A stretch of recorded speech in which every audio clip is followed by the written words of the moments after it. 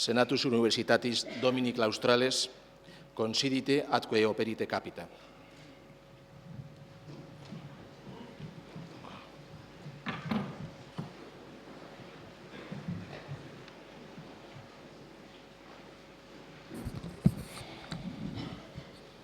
En nombre de la Universidad de Valladolid, me complazco en dar a todos ustedes la bienvenida al solemne acto académico en el que va a ser investido como doctor honoris causa por esta universidad el excelentísimo señor doctor don Joaquín Díaz. Consensus incipit. Uira secretis consultum leget, quo dominum Joaquín Díaz honoris causa doctorem creari proponitur.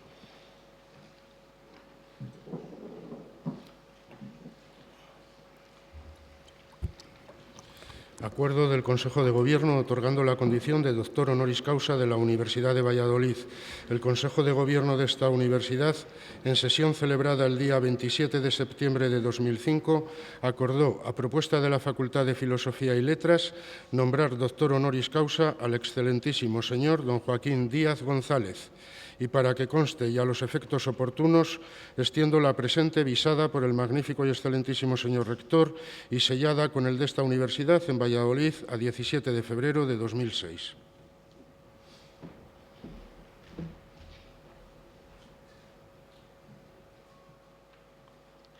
Illustrissimi decani et uira secretis, ite accersitum candidatum.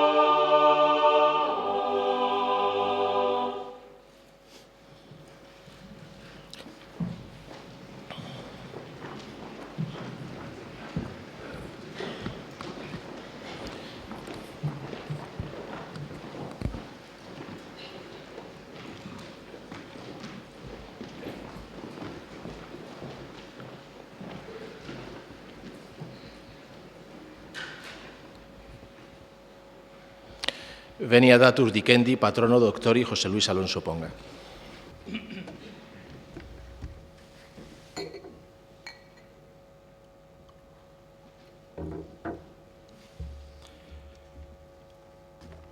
Magnífico y excelentísimo señor rector, autoridades, miembros del claustro, señoras y señores.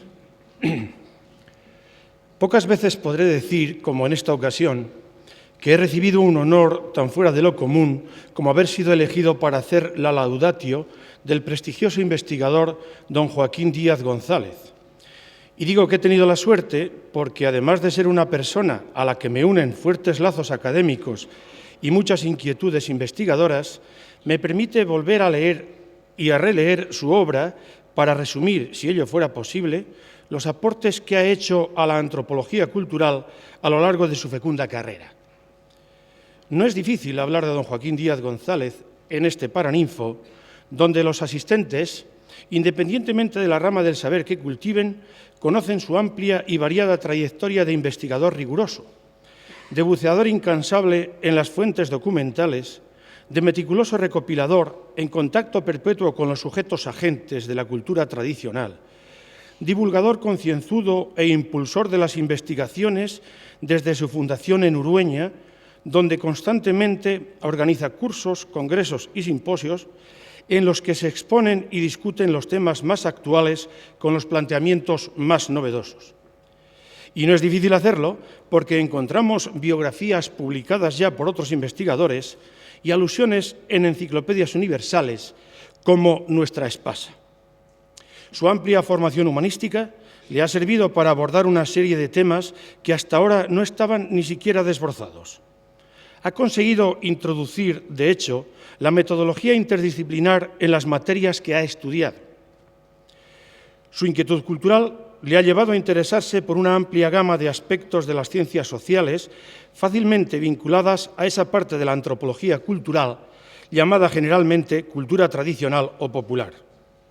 En ella ha conseguido sentar bases sólidas, crear nuevos paradigmas de investigación y estudio, superando modelos caducos y anacrónicos. Ha logrado dignificar la ciencia del folclore, actualizando una de las líneas originales creadas en el siglo XIX por don Antonio Machado y Álvarez.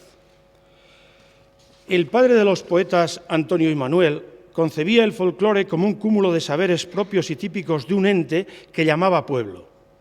El científico andaluz fue el introductor en España del vocablo folklore, él lo escribía así, con el significado de el saber del pueblo.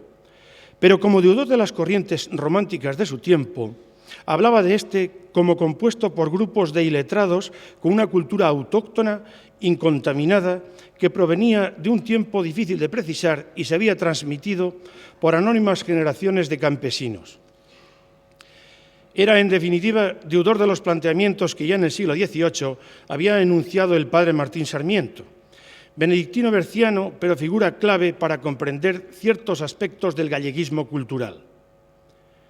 El monje de Villafranca sentía una admiración desmedida por el saber del pueblo, llegando a señalar hiperbólicamente que todo lo que sabía lo había aprendido de los labriegos. Antonio Machado y Álvarez se esforzó por crear una nueva ciencia según los paradigmas de la naciente antropología europea. El esfuerzo fue compensado cuando a sus sociedades de folclore se adhirieron las mentes más preclaras de la intelectualidad del momento. No en vano, en ellas tenían asiento personajes como doña Emilia Pardo Bazán, Gaspar Núñez de Arce o don Miguel de Unamuno. Continuaron esta labor destacados personajes de la Institución Libre de Enseñanza, logrando crear una línea propia y original dentro de la antropología cultural española. Desgraciadamente, se hizo añicos, como tantos otros afanes y esperanzas de la época, en el verano de 1936. Y a pesar de los esfuerzos de figuras como don Luis de Hoyo Sainz y don Telesforo Aranzadi, que intentaron recomponer los pedazos de aquella magna obra, no se logró el empeño hasta varias décadas después, cuando emerge, primero en pugna y luego en simbiosis con las corrientes de la antropología social que venía de Europa. Los años posteriores a la guerra fueron nefastos para esta materia. Los estudiosos, que hasta entonces participaban de las corrientes de investigación europeas, se vieron sistemáticamente silenciados. Unos optaron por abandonar directamente el campo de estudio, mientras que otros, con mejor voluntad que criterio, se afanaron en coleccionar anecdotarios costumbristas, retahílas de canciones, acumular descripciones de los aspectos que consideraron más llamativos en la llamada cultura tradicional, de indudable valor como recopilaciones, pero que al no contar con buenas contextualizaciones sociales y económicas, carecen de las bases necesarias para darnos una idea cabal de la cultura que dicen representar. Este es el panorama en el que Joaquín Díaz comienza sus primeros trabajos de recopilador y ejecutor del folclore, pero desde aquí evoluciona hasta dotar a esta disciplina de una metodología adecuada que permita no solo una recopilación y catalogación de los diversos materiales, sino estudiarlos dentro de los procesos de creación y transmisión del grupo al que pertenecen. Su apuesta decidida por el estudio de esta temática, con el rigor de cualquier ciencia humanística, ha conseguido crear una escuela donde los viejos intereses se compaginan perfectamente con las modernas aspiraciones de las ciencias sociales que buscan el estudio de la sociedad a través de sus manifestaciones culturales. La urdimbre sobre la que se ha tejido este tapiz es la comúnmente llamada tradición, vocablo polémico y polisémico a la vez, bajo el que se ocultan diversas maneras de entender un cierto tipo de cultura que, con frecuencia, se ha utilizado de forma interesada a lo largo de la historia. La palabra tradición viene del latín traditio, que a su vez deriva de trado en el sentido de entregar. Se define como el conjunto de usos, ideas y valores culturales y morales observados por el pueblo y transmitidos de generación en generación.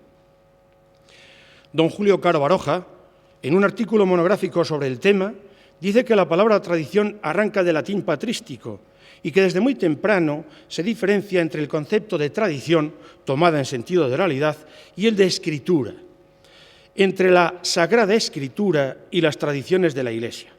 Por eso, a raíz de la reforma de Lutero, los protestantes achacarán a los católicos el ser inventores de tradiciones sin ninguna base sólida. Precisamente por esta pugna entre luteranos y papistas, entre la ortodoxia y la heterodoxia, el vocablo apenas se usa en los siglos XVI y XVII. No se encuentra, por ejemplo, en Covarrubias.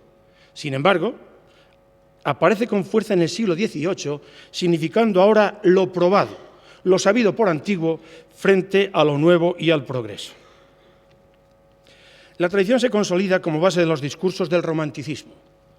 En este periodo equivale a la exaltación de lo local y lo popular.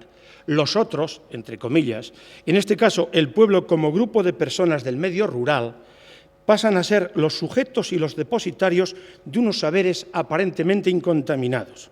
Por eso, la tradición, sobre todo la tradición rural, es la gran fuente de la que beben los nacionalismos, buscando en ella las señas de identidad y de unas culturas pretendidamente autóctonas, extendidas por unas áreas geográficamente predeterminadas que poco a poco se fueron configurando como nuevas naciones o nacionalidades. En la construcción romántica se utilizaron como marcadores de identidad principalmente la lengua, la indumentaria, la música, los ritos y las fiestas. Si bien se produce un hecho paradójico, puesto que mientras se hace al pueblo garante de la pureza de la cultura a lo largo de los siglos, las élites culturales extrajeron del mismo solo ciertos matices que elevaron a la categoría de esencias nacionales, imponiendo a todos los habitantes de los territorios que teóricamente constituían la nueva nación una homogeneidad que borró de un plumazo las diferencias lógicas de los subgrupos que componen cualquier sociedad. El panorama de la cultura tradicional, como se ve, nunca ha estado clarificado. Desde Urueña, nuestro doctorando honoris causa ha abanderado el estudio de la tradición desde una perspectiva holista y global, como cultura con mayúsculas.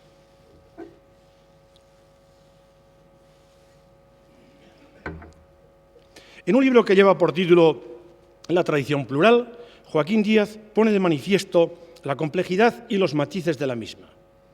La tradición es plural por su origen y formación, de manera que su estudio debe inducirnos a nuevos planteamientos etnohistóricos.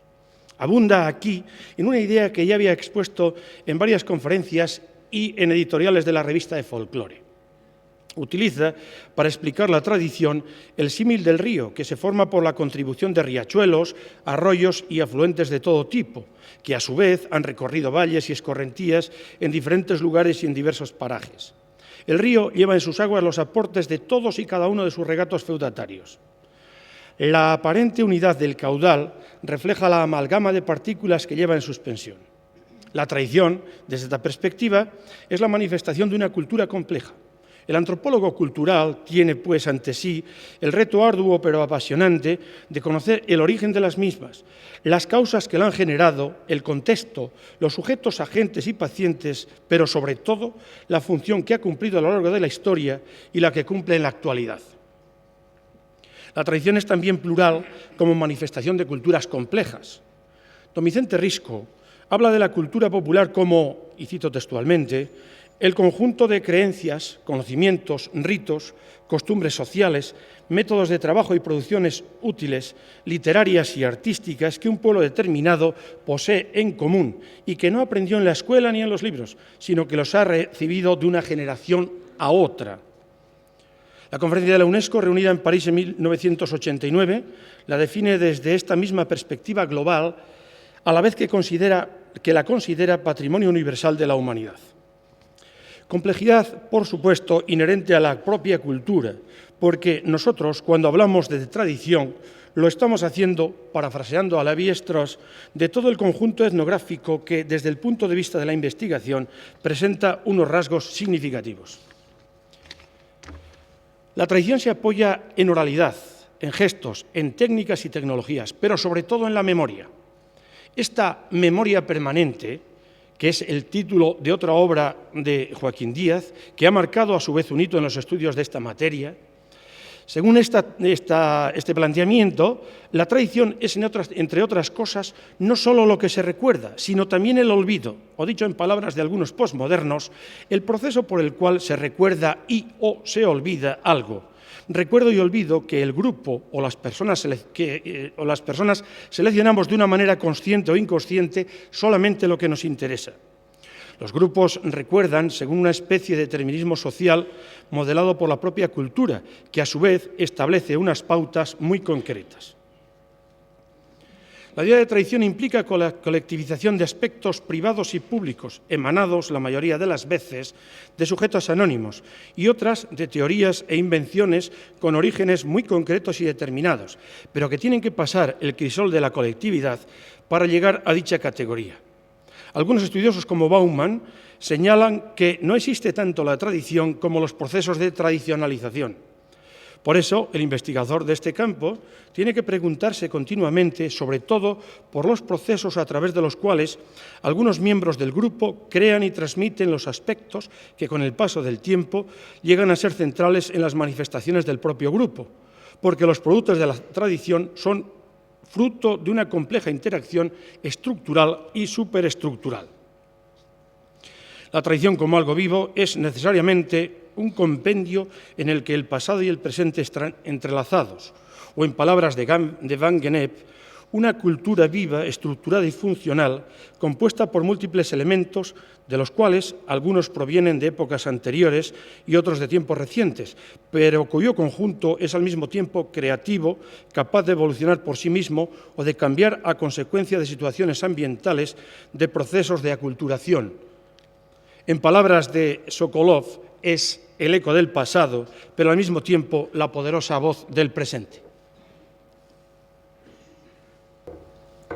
Don Joaquín Díaz González es un científico social de grandes méritos, como lo demuestran la cantidad de libros y artículos que ha publicado en revistas especializadas, tanto españolas como extranjeras, entre cuyos temas destacan los referidos a la música, al romancero, a la cultura sefardí, a los instrumentos musicales o a la indumentaria.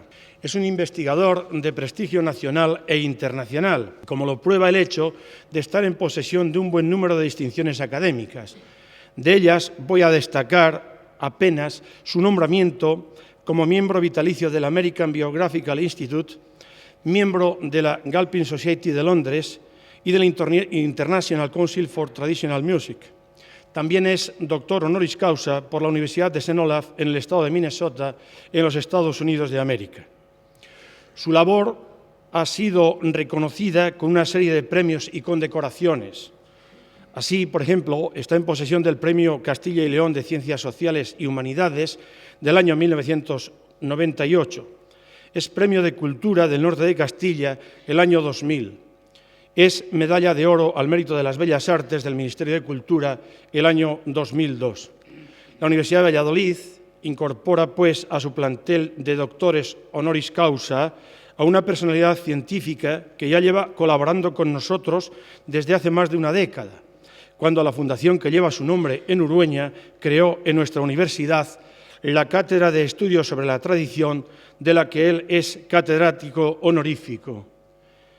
Is de causis, peto gradum doctoris honoris causa, domino Joaquín Díaz González.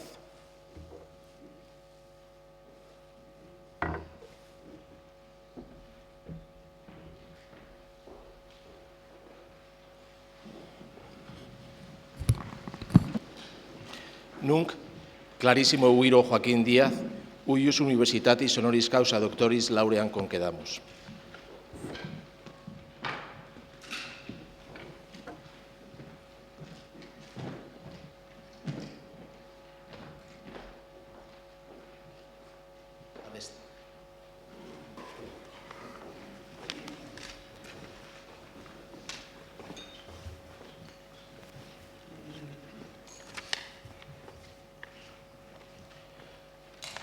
Ab Universitatis Vallisoletanae conventum, Philosophiae et Artium facultate postulante, pro egreguis tuis meritis honoris causa doctor creatus es. Auctoritate mihi concessa gradum doctoris Universitatis Studii Vallisoletani tibi confero. Patronus insignia doctoris tibi induet et eorum uim enarrabit. Accipe primum in capite pileum laureatum signum coronae et excellentiae doctoralis dignitatis.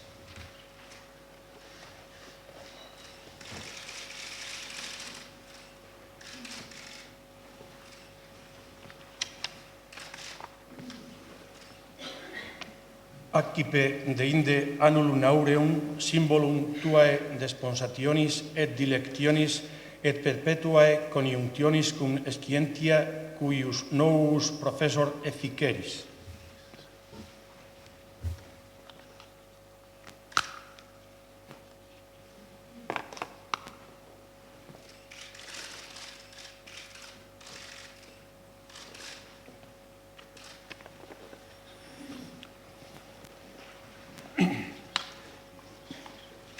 Sede etiam ut novus doctor in hoc trono, qui tibi signum sic autoritatis qua securus in cathedris publicae docere debeas.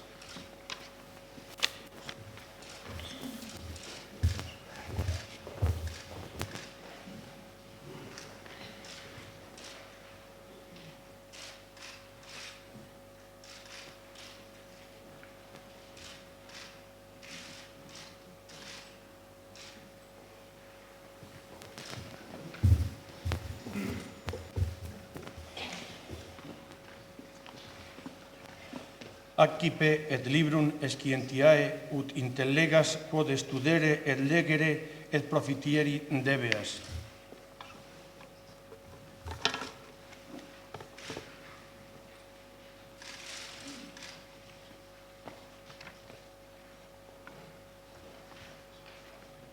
Accipe denique albas manicas, quibus mundities manibus servanda significetur, simulque tuae dignitatis honestas ostendatur.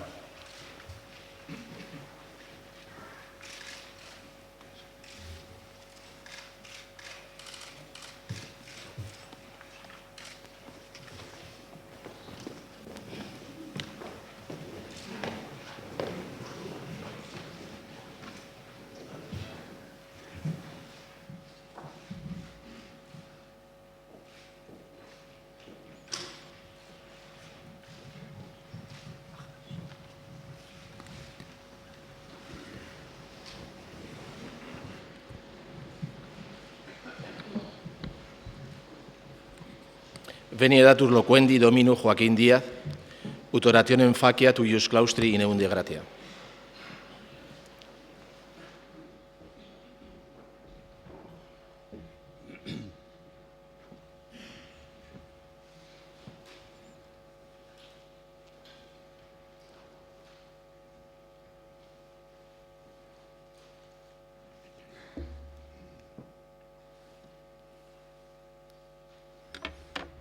Magnífico y excelentísimo señor rector, excelentísimas e ilustrísimas autoridades, miembros del claustro universitario, señoras y señores.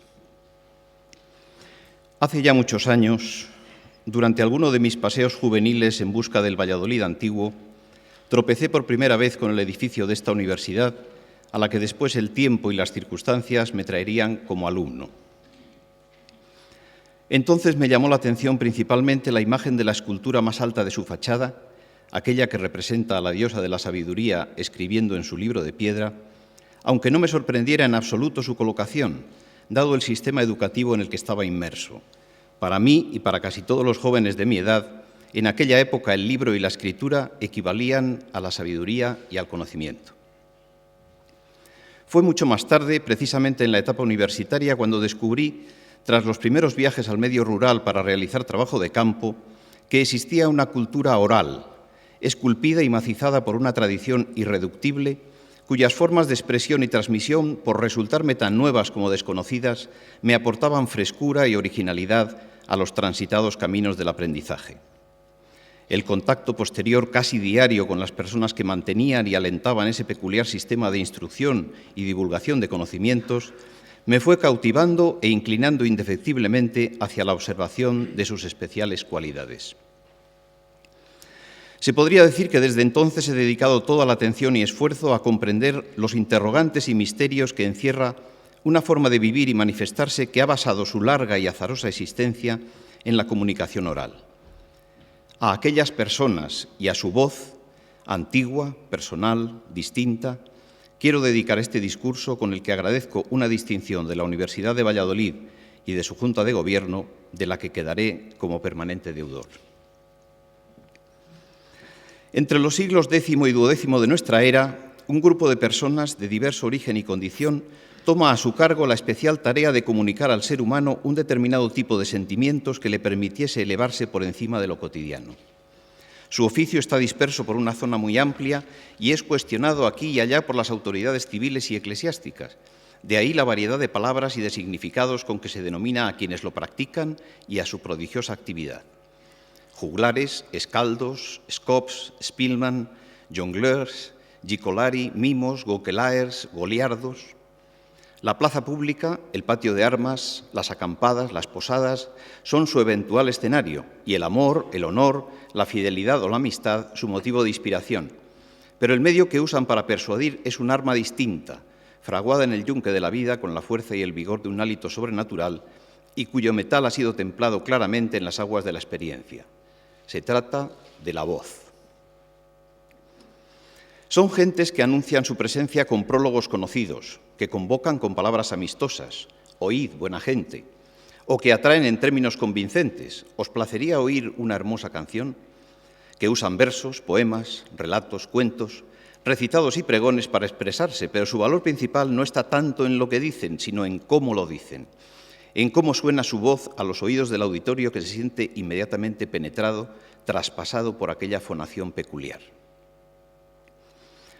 El sentimiento, el mito, el tejido social son sus temas preferidos, pero la entrega de ese material molturado, triturado y poetizado solo funciona si funciona la voz que lo traduce al lenguaje íntimo con el concurso de una melodía y un ritmo que seducen y fascinan.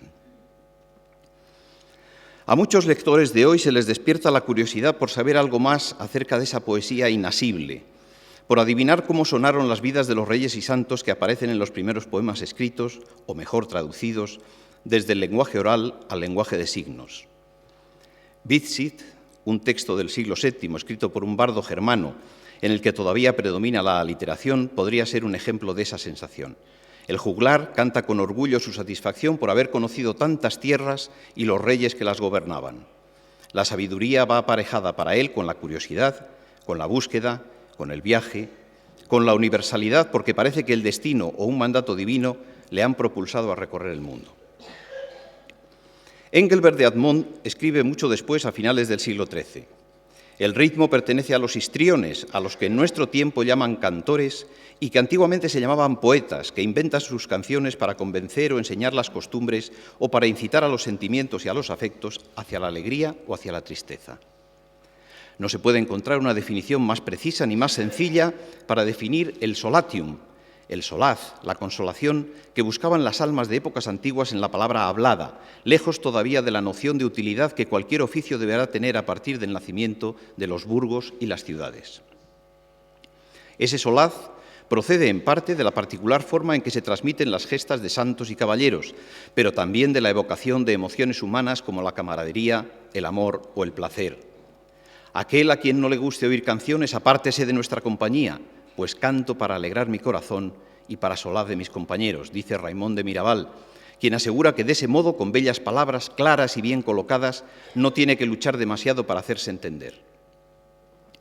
Y Guiraud-Riquier escribe: la juglaría fue inventada por primera vez por un hombre sesudo, hábil en varios saberes para poner a los buenos en el camino de la alegría y el honor. Nadie podría deducir de estas palabras que no se está hablando de una actividad principal y significativa para el individuo y su entorno. Santo Tomás de Aquino es uno de los primeros pensadores que incluye al juglar, al cantor, en la nómina de oficios necesarios para la nueva sociedad, puesto que divertirse no es intrínsecamente malo y hasta puede ser un factor de equilibrio para la personalidad de los burgueses que se va creando poco a poco en la época.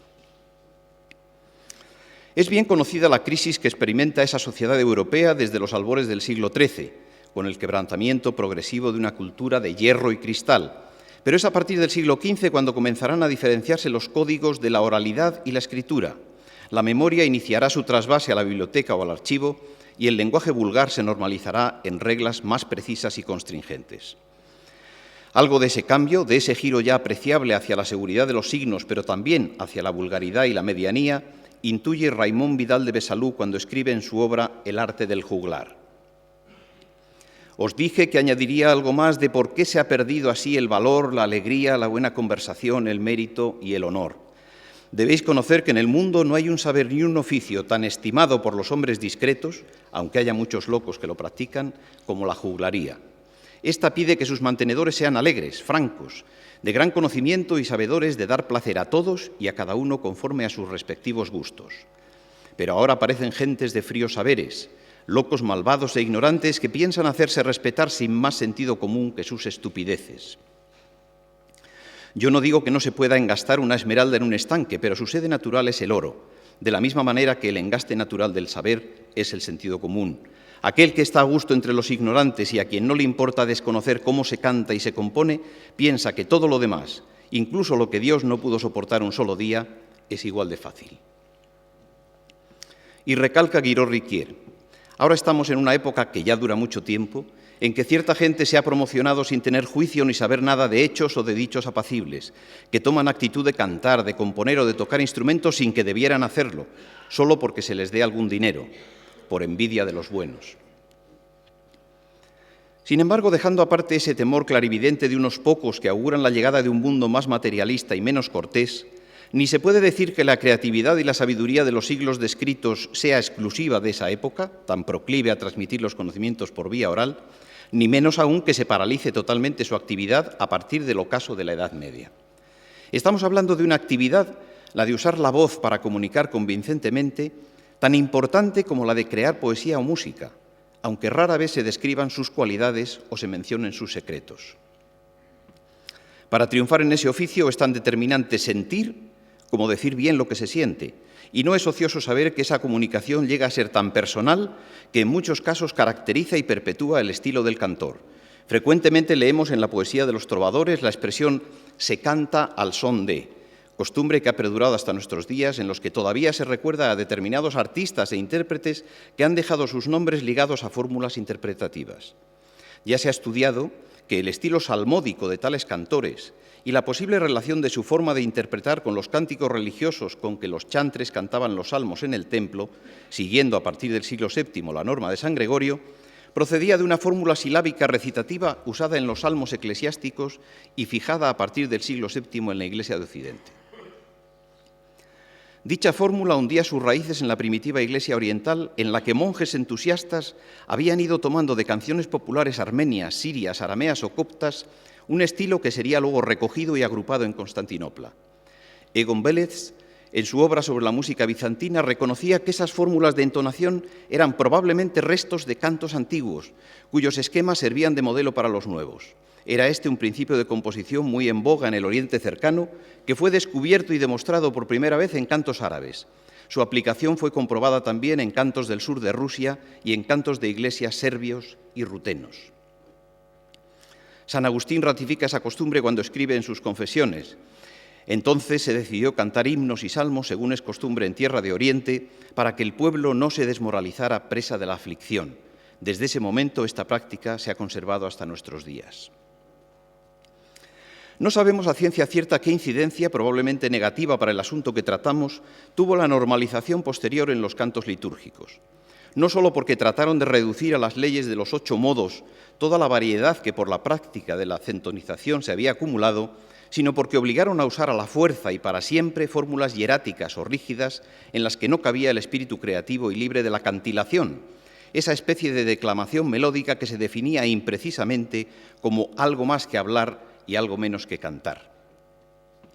La apuesta por la permanencia entre cantores ambulantes y juglares de algunas fórmulas muy antiguas pero muy prácticas para la salmodia debe ser aceptada, con las reservas que todos suponemos para la tradición oral y su transmisión, sí, pero con la permanente sospecha también de que lo que se transmitían eran fórmulas de recitación muy eficaces, adaptables además a diferentes lenguas, no solo porque la fuerza de la transmisión estuviese en la intención expresiva, sino porque además permitían que el acento musical no estuviera fijo y pudiera desplazarse en la entonación acomodándolo al acento del verso, y porque permitían asimismo que con una simple cadencia interpretativa se cerrara el sentido de una frase y se pasara a otra sin necesitar ningún signo de puntuación. Estas soluciones, probablemente anteriores al nacimiento y desarrollo del ritmo y de la melodía, se perpetuaron en el tiempo y deberían ser contempladas hoy a la luz de la etnomusicología con el apoyo de la musicología histórica. No podemos saber exactamente cómo se cantaba el ritmo teutónico a la memoria del rey Luis, ni de qué forma se interpretaba la secuencia de Santa Eulalia, pero sí podemos intuir qué sentían quienes usaban la voz para comunicar tales poemas. Porque hay algo, evidentemente, que coincide en ese tipo de cantores especializados que a lo largo de tantos siglos se encargó de la transmisión de una temática y un repertorio bien variados. Es algo que sin esfuerzo podríamos detectar en diferentes intérpretes y que los encuadra en una categoría especial y no académica, la eficacia de su voz, especialmente preparada para comunicar. Sabemos que el uso de la expresión oral lleva consigo varios pasos: selección del tema, organización de los pensamientos que se quieren transmitir, combinación adecuada de las palabras para que formen frases especialmente gratas o atractivas y, finalmente, transformación del aire en sonido para insuflar una fuerza especial a todo aquello. Canalizar una energía puliéndola y confiriéndole un sentido no implica el uso de las convenciones fonológicas, articulatorias o sintácticas que componen un idioma, sino que se sitúa a otro nivel en el arte de comunicar. La voz transmite entonces un contenido sentimental, no solo una palabra. Esa facultad vocal es la que colocaría en un mismo plano interpretativo a una especialista española en romances, a un chamán siberiano o a un narrador africano de historias. Todos esos especialistas no emiten mecánicamente, sino con una intención y con una decisión que transmiten seguridad y confianza, precisamente por usar la naturalidad en vez de la afectación, la sencillez en vez de la exageración, la concentración en vez de la dispersión. No estamos hablando de contenidos, sino del soporte sobre el que esos contenidos se transmiten. Las ondas sonoras que hacen vibrar al tímpano y cuyo eco se transforma en impulsos eléctricos que llegan posteriormente al córtex auditivo, suelen ser seleccionadas por el oyente según su procedencia, su volumen y su tono. De modo que un sonido adecuado a la finalidad que se pretenda no es necesariamente un sonido bello, pero sí debe ser proporcionado al intento. Para un cantor tradicional es mucho más importante conversar que cantar, es decir, debe predominar en su actividad el diálogo comunicador-oyente antes que una técnica vocal exclusivamente basada en el dominio del sonido. Parece que esa facultad es competencia del hemisferio derecho del cerebro, que es el que regula la entonación, evitando la monotonía y creando en el oyente una adicción a las inflexiones vocales, a lo que se sumaría después, por supuesto, el interés natural o cultural por aquello que se está describiendo. De esa voz podría hablarse como de una voz poética, flexible, que usa timbres y colores especiales para fabricar recursos y que produce en el auditorio un efecto catártico. Un golpe de glotis, un suspiro, un acento expresan más y mejor que una prolija descripción. Quien domina los recursos domina los géneros. Harvey nos ofrece la historia del morisco Román Ramírez, acusado de brujería por la Inquisición por el mero hecho de recitar de memoria novelas de caballería.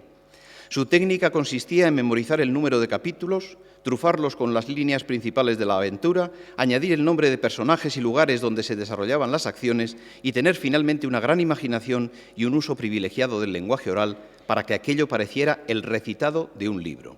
Y sin embargo, lo que está revelando esa práctica es una técnica oral previa que el libro se apropiará a partir del siglo XV y más en concreto desde la invención de la imprenta. La coherencia textual y la organización en partes o capítulos, elementos a los que añadirá luego, al acabar el escrito y como información complementaria, el nombre del inventor o autor al estilo de los juglares que terminaban su recitado o canción con una mención autoral, costumbre que, por cierto, ha llegado hasta nuestros días con los pliegos de cordel y sus difusores, los ciegos ambulantes. Otras técnicas, como la de la asimilación y memorización de los textos leídos a través de un bisbiseo y el movimiento de los músculos de la cara como si se estuviera pronunciando a media voz lo que se lee, todavía se pueden apreciar hoy tanto entre algunos clérigos como entre personas que encuentran dificultad en la lectura y suponen que la palabra leída con intención de meditar o recordar debe ser aprisionada en la boca y saboreada antes de ser manducada y deglutida, según la terminología usada por Marcel Jousse para explicar la aprehensión de la palabra hablada desde un punto de vista antropológico.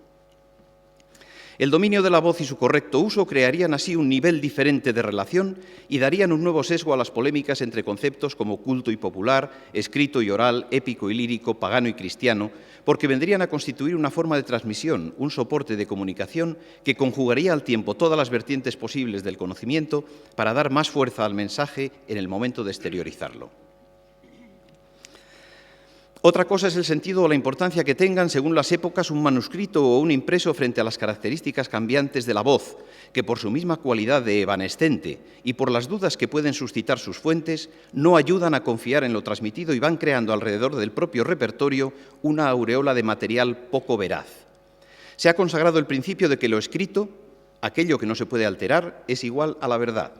Parte de la culpa la tiene la personalidad de algunos de esos juglares y escaldos a quienes Jorge Luis Borges ya atribuía una conciencia literaria antes de su intención creadora. La escritura se abre camino en el tiempo en su intento de dar una verosimilitud al pasado, en su pretensión de resolver el drama de la historia, pero en su mismo interés por fijar se descubre el germen de sus debilidades, porque la escritura separa el contenido de lo escrito de la realidad, tal y como hacía la oralidad desde mucho antes. Parece, sin embargo, que en la época de la que hablamos, la voz y los signos escritos todavía luchan en pie de igualdad por conseguir convencer y hasta entusiasmar al auditorio. Un intérprete y su voz son los portadores de la tradición, y esta es el conjunto de creencias y ritos que definen a una comunidad y delimitan su contenido cultural. Son, por tanto, la historia y la costumbre, la vida que se perpetúa en la memoria como remedio contra la muerte y la desaparición. Incluso puede advertirse en las primitivas y misteriosas inscripciones rúnicas algunas connotaciones referentes a la fuerza de la voz que debe pronunciar la fórmula inscrita en una suerte de destino común para ambas formas de comunicación. Decía antes que los siglos centrales de la Edad Media son propicios para que voz y signos escritos contiendan por obtener la credibilidad de la sociedad. No se puede pensar que la derrota aparente de la voz signifique la pérdida completa de su influencia. Cierto que la crítica ha analizado siempre los textos, incluso los que proceden de una oralidad incontestable, desde la perspectiva de la mentalidad literaria. Historiadores y filólogos diseccionan el cuerpo poético sin intención de acceder al aliento intangible, que es el resultado de una forma de ser. Pongo un ejemplo. Con más o menos habilidad se puede transcribir a la poesía el resultado de una batalla o los hechos ejemplares de algún monarca o de un santo, pero resulta imposible describir una canción o pintar sus inflexiones, que además suelen variar cada vez que se interpreta. En cualquier caso, todavía llega a nuestros días, renovada por el entusiasmo del romanticismo, aunque lastrada por sus defectos, la corriente ininterrumpida de esa tradición oral representada por los últimos poseedores del arte verbal que han sabido superar con éxito la obligada reacción, la ardua incompatibilidad entre generaciones sucesivas en materia de gustos y de modas. Pero esa continuidad no es casual. Ya he comentado en alguna ocasión que la perfección de la voz siempre sedujo al ser humano por encima de las corrientes estéticas. En épocas remotas, porque su eficacia trascendía la simple irracionalidad y confería al individuo un cierto poder. Más tarde, porque el dominio de tal recurso equivalía al dominio de las voluntades y de los sentimientos, de modo que se usó como arma para convencer y vencer. Thomas Carlyle, el escritor escocés a quien se atribuyen excesos nacionalistas, descubre al mundo de la literatura en pleno siglo XIX la actividad del narrador Snorri Sturluson, autor en la 13ª centuria de la obra Heimskringla, traducida al inglés como The Early Kings of Norway. Snorri ofrece las biografías de 16 reyes en forma de saga, pero confiesa que tales historias se basan en poemas compuestos previamente para ser recitados o cantados ante los reyes o ante sus hijos en las cortes en las que reinaron. Carlyle traduce a Snorri comparándole a Homero, pero sin colocarle a su altura por atribuirle, con injusta severidad, una rudeza expresiva y una pobreza melódica. Pocos años más tarde, Richard Wagner, músico romántico y por tanto artista enamorado de los llamados siglos oscuros, nos recuerda en Tannhäuser una disputa medieval entre poetas improvisadores, príncipes de la palabra. Heinrich Tannhäuser y Wolfram von Eschenbach dirimen cantando sus opiniones acerca de la naturaleza del amor, pie forzado que les ha propuesto el príncipe de Turingia. La sala donde se desarrolla el acto, especial para acontecimientos de este tipo, acoge a todos los nobles y a sus esposas que han acudido a la convocatoria del príncipe para contemplar el reto y ser testigos de la contienda vocal, de ese juego de improvisación cuyo ganador será premiado por la gentil Elisabeth, sobrina del príncipe. Tannhäuser, que ha pasado una larga temporada ausente de su tierra y de los suyos, en realidad ha descendido a los infiernos de la sensualidad donde reina Venus, ha renunciado a su vínculo con la diosa del amor, convencido de que su salvación está en la Virgen María. La conversación con Elisabeth, previa al concurso en la sala de los juglares, desvela que su amor por ella sigue intacto. Pero en cuanto von Eschenbach inicia su cántico excesivamente espiritual, Tannhäuser, como poseído, grita la falsedad de un amor platónico y reivindica la plenitud del amor procedente de los sentidos. Para alabar a Dios allá lejos, en sus alturas celestiales, elevad los ojos al cielo y contemplad las estrellas. La adoración conviene a tales maravillas porque son intangibles. Pero lo que se ofrece a mis caricias, ese corazón, esos sentidos tan cerca de los míos, ese cuerpo hecho de la misma carne que se inclina hacia mí en dulce flexión, quemado por un deseo eterno, siempre encuentro en esa fuente un alivio. Ese sentimiento tan humano es precisamente lo que le infunde vida al amor. Wagner hace confesar a Tannhäuser: sin deseo, qué árido puede ser el mundo. Y es que para el artista romántico la voz de Wolfram, esa que queda muda ante los encantos de Elisabeth, no termina de penetrar en la auténtica belleza y se conforma con contemplar la distancia. Por eso, si Tannhäuser se arroja en los brazos de Venus, no es solo para satisfacer un instinto licencioso, sino para desafiar lo establecido, para romper con las normas, tanto las morales como las estéticas.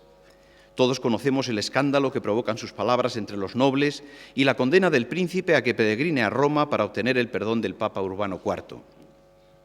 Elisabeth le esperará rezando por su alma y al regresar el penitente rechazado por el Santo Padre se produce el maravilloso milagro de la oración, la voz del amor espiritual y perseverante, ya que la vara del peregrino florece, cumpliéndose así la condición impuesta por el Papa para poder perdonar al pecador. Wagner está jugando con elementos antiguos y nuevos, históricos y dramáticos, pero lo importante para nuestro caso es que está rememorando en una ópera ochocentista esa costumbre que fue tan frecuente en la época de los trovadores o juglares y aún después. Trovar, es decir, encontrar el término, la palabra justa, el concepto exacto, y cantar, es decir, conferir a esa palabra la expresión adecuada. A mi juicio, el argumento de Tannhäuser no es solo un enfrentamiento entre el espíritu y los sentidos, sino un desafío orgulloso de la propia voz, la búsqueda grialesca de la palabra nueva, sabrosa y fructífera contra el verbo reiterativo, que al repetirse una y otra vez sin sentido se ha estragado, ha corrompido su significante y su significado. A la comunicación abstracta, estrangulada por la idea, se opone el acto concreto de conocer y sentir dentro de una experiencia vital que aporta, como en el caso del amor, frescura y pasión al acto poético o musical. Porque, como diría Zumthor, la actuación del intérprete compromete a toda su persona. El conocimiento, la inteligencia, la sensibilidad, los nervios, los músculos, la respiración, un talento para reelaborar en un tiempo muy breve. No hablamos ya, por tanto, de juglares anónimos, de bardos transgresores, de trovadores enamorados, de actores falaces, de clérigos amonestadores, de poetas ingeniosos, sino de personas que traducen un compromiso, el de comunicar sabiduría, a través de su voz, que envuelve al oyente y le eleva por encima de la realidad, destacando al mismo tiempo su pertenencia a una tierra y a una cultura y subrayando con trazos indelebles el valor mítico de la memoria. Personas especializadas, pues, en un acto de comunicación que consiste en recibir y dar en constante alternancia. Primero se forman la mentalidad, que sirve para entender, y la memoria, con el fin de aprender, interiorizar y recordar, para después utilizar la voz y el gesto en el acto de entregar. La vida de la cultura tradicional siempre ha estado en constante agonía, en perpetua lucha contra el olvido y contra la molicie del abandono. El interés, la dedicación, el gusto por lo propio y por los valores que pudiesen hacer más digna y más cierta la existencia fueron durante siglos el antídoto más eficaz contra aquella aspiración crónica. Todos los conocimientos que se transmitían, fuese en forma de prosa o de poema, cantados o no, requerían una atención especial para ser fijados y una memoria tenaz para ser recordados y repetidos. Había que aprender e interiorizar. Algún reflejo instintivo y especial actuaba contra la desidia y la negligencia para prolongar más allá del tiempo los mitos y sus personajes, la identidad y sus formas, la cultura y sus recursos. Creo sinceramente que si desapareciese todo eso algún día, estaría en peligro la especie humana y su propia estimación. Hay autores que perciben una cierta diferencia entre memoria y recuerdo. En el sufijo memor habría un uso voluntario de la inteligencia, mientras que en la recordación intervendría el corazón. Pero en ambos casos, memoria o recuerdo, estaríamos hablando del chispazo que haría encenderse en la voz las luces de una cultura colectiva. La memoria sería el método para hacer presente el motivo. Y motivos, personales o colectivos, ha habido y hay muchos.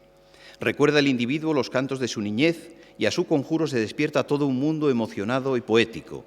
Los sefardíes recordaban para sobrevivir, los serbios para mantener la identidad, los navajos para seguir creyendo en el sol, la luna y el viento. La memoria, entendida como la facultad de rescatar del pasado elementos fecundadores de la personalidad y de la vida, oscila así entre un recuerdo genético y la historia común. Su uso va más allá del simple recurso para inventariar datos y se reconoce como un principio eficaz sobre el cual articular ideas y relacionar conceptos y creencias. Desde hace siglos, pues, lo escrito y lo oral se entremezclan en una combinación difícil de controlar y de seguir por lo cambiante de su forma. Lo que hace la forma es fijar el verbo y la expresión en un marco. De ese marco existen varios tipos. A veces la expresión se encarna en una fórmula y requiere, por tanto, un principio y un fin. Recordemos los clásicos Érase una vez o el colorín colorado con que principia y acaba un cuento. El interlocutor, la persona que escucha, debe conocer el marco, estar habituado a sus límites y compartir patrones culturales básicos. Quien usa el lenguaje debe justificar constantemente su relación con él. Tal relación obliga a dominar las fórmulas de expresión. En cualquier caso, parece que un repertorio se crea a partir de la mentalidad personal y de los rasgos identitarios y se perpetúa en una transmisión oral adecuada. Pero para dramatizar todo eso se requiere una representación. Actuar, interpretar es plasmar una expresión determinada en una representación única e irrepetible que exterioriza la forma y le añade gestos y detalles. La actuación diferencia el arte verbal de la literatura. Como ya he dicho, en el patrimonio oral, esa exteriorización seguía habitualmente un proceso. Se partía de unas creencias, la tradición, esas creencias se transformaban en expresiones susceptibles de ser transmitidas, la creación, y se exponían finalmente ante un público, la representación. Jacobson veía en ese proceso 6 factores fundamentales y necesarios: un hablante, un oyente, un código, un mensaje, un contexto o referente y una conexión psicológica entre hablante y oyente. Creo que todos estos razonamientos y otros, que no puedo aportar por razones de tiempo, me invitarían a formular, para terminar, un decálogo de aquellos recursos que permitieron a algunos cantores de épocas y lugares muy diferentes destacar por encima de unos grupos humanos que conocían también el arte de cantar, que lo apreciaban e incluso lo practicaban en su vida cotidiana. Pero la transmisión de calidad, diferente de la otra que cualquier persona podía generar, se distinguió siempre por estar basada en una destreza del intérprete para crear imágenes y para transformar un simple término en un concepto y además de forma artística y diferencial. En primer lugar, comenzaría hablando del amor al sonido, del placer de transformar la imaginación en eco. Sumter decía: el amor a la palabra es una virtud, su empleo un gozo. La primera sensación que debe tener un buen cantor es el deseo de cantar, la necesidad de interpretar, porque el sonido que va a emitir su garganta le transmite buenas vibraciones, le centra en su mensaje y además le representa. En segundo lugar, la preparación propia y del público es esencial. Una concentración adecuada y la enunciación de los razonamientos que a uno le impulsan a cantar siempre fueron un prólogo favorable para escuchar después el canto esencial. Del trovador Guillén de la Torre se decía que cuando iba a cantar hacía previamente una justificación más larga de lo que luego sería la canción misma. La tercera cualidad es la capacidad de adecuación. El intérprete debe adecuar el sonido al texto y éste a su actuación, de modo que la voz sea el vehículo perfecto para transitar por los caminos de la poesía y de la música. Todo ello debe, en último término, adaptarse al auditorio y dotar al mensaje de un ritmo propio e interno. En la cuarta norma, el cantor debe incorporar la intencionalidad. Es este un recurso que aumenta la expresividad y que matiza las posibilidades del arte verbal, confiriéndolo una fuerza distinta del volumen o de la intensidad en el sonido. La intencionalidad se produce en muchas ocasiones cuando el cantor hace coincidir en una misma nota los acentos métrico y rítmico, transmitiendo una serie de fenómenos que el oyente percibe a través del sentimiento y de la inteligencia. En quinto lugar, el intérprete debe usar la decisión, emitir con autoridad y seguridad. El bardo o Scop, que canta en el poema germánico Witzig, reconoce, por ejemplo, que la experiencia, la vida y los viajes han sido su escuela. Dice: así he recorrido las tierras remotas de todo este mundo. Lo bueno y lo malo me cupo probar, de parientes privado, lejos de amigos. Sé por ello cantar y contar las historias. La aventura no es solo una forma peligrosa de vivir, sino un catálogo de normas de comportamiento. Quien ha sufrido esa existencia tiene autoridad para contarla. De esa autoridad y decisión se deriva la sexta cualidad del decálogo, la credibilidad. No es necesario que lo que se relata sea cierto. En realidad, en la transmisión no se persigue la veracidad. Snorri Sturluson traduce en su Heimskringla aquello que es posible, no lo que se puede certificar. Él se dirige a la capacidad de creer de quienes le escuchan. Exige que su auditorio se remonte del suelo en el que pisa y a lomos de la fantasía cabalgue por encima de la realidad. En séptimo término, la dicción. La pronunciación es básica. Una buena dicción, bien timbrada, mesurada en las inflexiones, ayuda a que el mensaje emitido se comprenda a la primera. También contribuye a ello una buena colocación dentro del espacio en que se va a desarrollar la transmisión. Colocarse y colocar la palabra en la boca es esencial, casi mágico, porque la voz es también gesto corporal y como tal requiere una precisión para obtener el resultado que se busca. Cavidad abdominal, diafragma, laringe, mandíbula, paladar, lengua y labios deben trabajar en perfecta coordinación. Octava norma. Debe existir un equilibrio en todo el cuerpo. Una equidad del canto con el acompañamiento musical. Quintiliano describía asombrado la habilidad de algunos citaristas.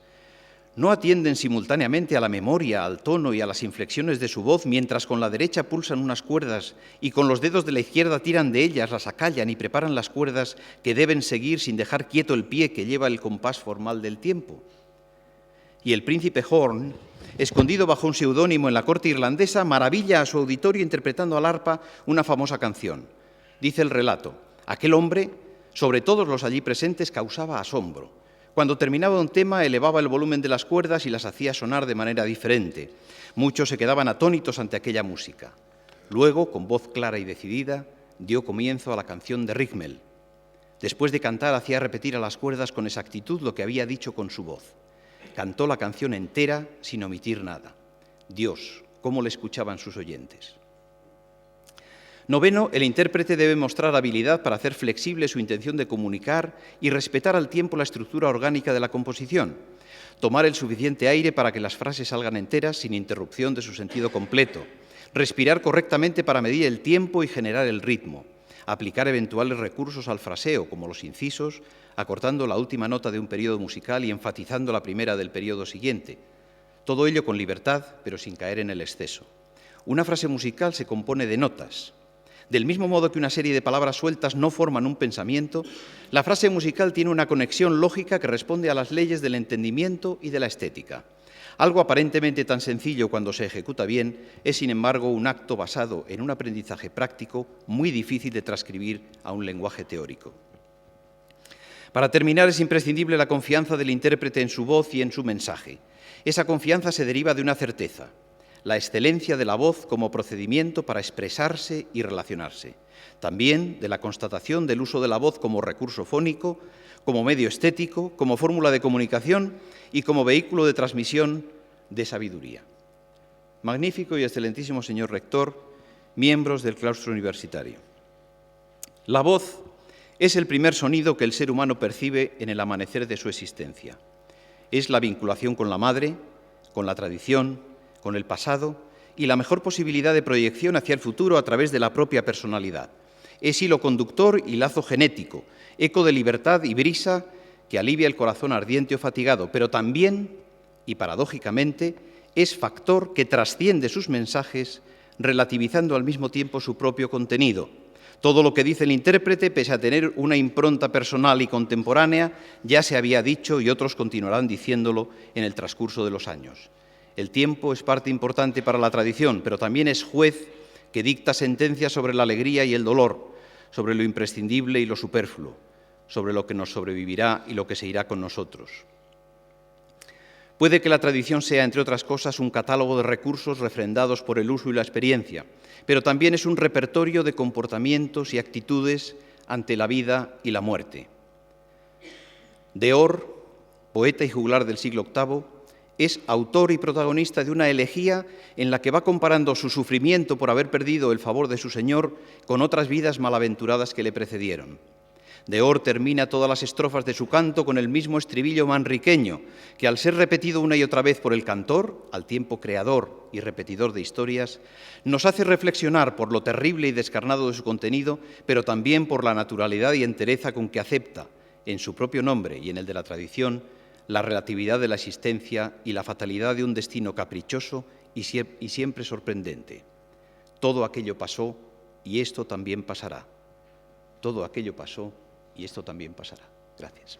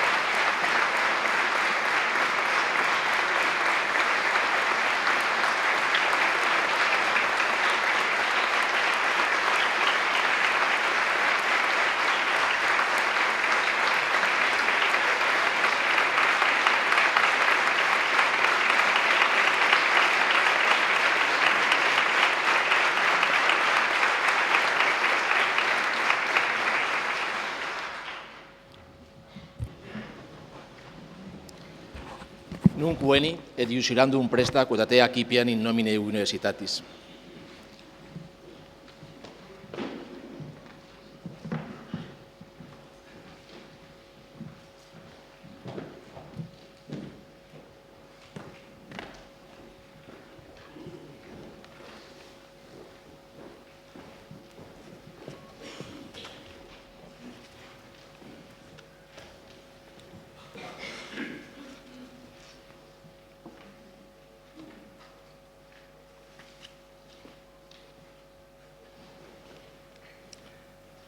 Ego, Joaquín Díaz González, juro honorem, reverentiam, commoda, libertatem e praeminentias huius almae universitatis, proviribus, quod vita mihi comes fuerit, procurare ac defendere.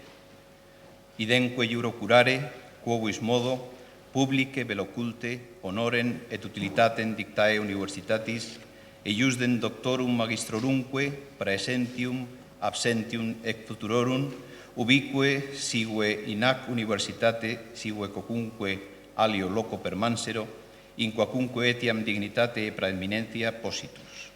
Ea omnia et singula, omni studio et vigilantia, ad implevo requisitusque favorem, auxilium, patrocinium, consilium supradictis omnibus viribus impendam.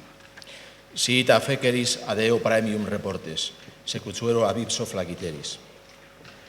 Egregi huir, Domine Joaquín Díaz González, te admito et incorporo in collegium doctorum academiae Vallisolitanae, cum omnibus honoribus et privilegius quibus caeteri doctores huius studi fruuntur. Atque signos pacis amorisque, quibus esquiente emunere fungi debeas, accipe nunc fraternum amplexum, quem rogo ut caeteris doctoribus praesentibus huius claustri des.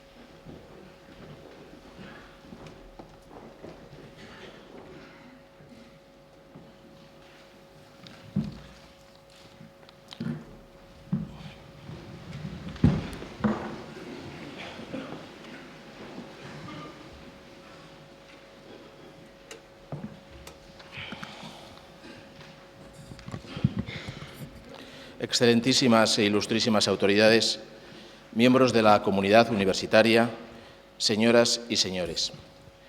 Con sumo gusto tomo la palabra para felicitar en nombre de todos ustedes al nuevo doctor, don Joaquín Díaz, a su padrino, don José Luis Alonso Ponga, y a nuestra Facultad de Filosofía y Letras. Hemos dado reconocimiento merecido a un estudioso de la tradición, de la etnografía, del folclore, del conjunto de mitos, costumbres y leyendas con que vivieron en esta tierra nuestros abuelos y en el que nos educamos nosotros. En general, mantenemos en las universidades una visión de lo académico que prima la razón frente al sentimiento, lo objetivo frente a lo subjetivo, lo universal frente a lo particular. Está bien que así sea, si no perdemos de vista que sin sentimiento se carece de razón, que lo objetivo es la armonización de muchas subjetividades, del mismo modo que lo universal es la integración de particularidades. Los aprendices de brujo, que destruyen en nombre de la razón o de su razón los sistemas de referencia y valores que constituyen la tradición, nunca lo hacen impunemente. Sin esos sistemas no existe vida individual y menos vida social, solo desorientación e incertidumbre. Está siendo este el último doctorado honoris causa que me cabe el honor de conferir. No puedo evitar dejar que mi memoria se remonte al primero y comparar la situación de la Universidad Española entonces y ahora. Hemos asistido en los últimos años al desmantelamiento de un sistema universitario español, mejor o peor, no es esa la cuestión, diseñado hace casi 200 años, para sustituirlo por una justaposición de realidades aún en gestación, con 17 o 18 centros de decisión. Estamos siendo testigos de la virtual desaparición de los cuerpos de funcionarios docentes. Se van extinguiendo una a una las tradiciones en que vivíamos instalados. Que estos cambios sean la sustitución de un sistema de referencias por otro nuevo y mejor, y no la mera destrucción, por motivos de oportunismo, del conjunto de valores y tradiciones universitarios que nos permitía a todos trabajar y a muchos trabajar con éxito. He dicho.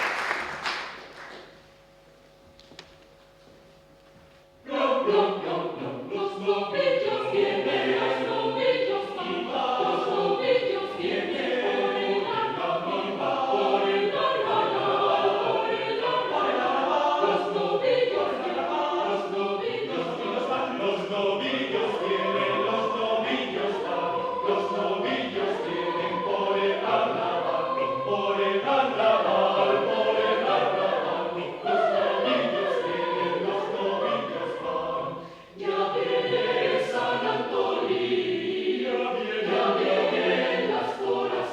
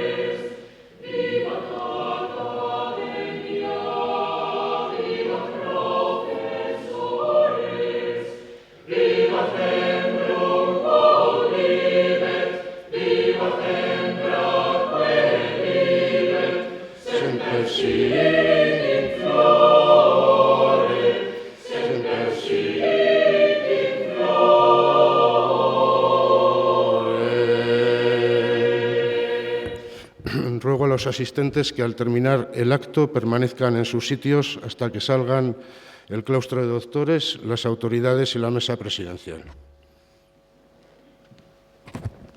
Consensus dimititur.